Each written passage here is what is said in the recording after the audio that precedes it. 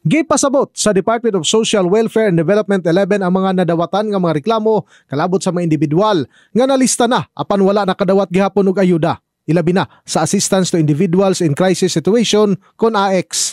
Pagpasabot ni Gemma de la Cruz, ang Assistant Regional Director for Operation sa DSWD-11, usa sa mga ginatudlo nga hinungdan sa wala nakadawat og ayuda, posibleng nakadawat na og assistance ang benepisyaryo sulod sa 3 ka bulan.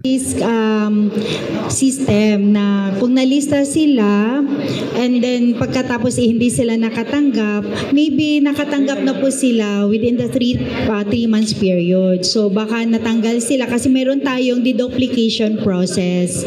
So record deduplication. So after nagkaroon po ng doon, tinitingnan natin baka may naka-receive na po sila or they were able to avail the services.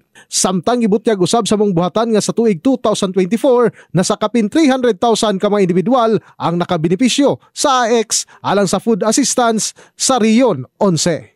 In the heart of changing lives, ako si Brigada Julius Pacot alang sa 93.1 Brigada News FM Davao, Tam Music and News Authority.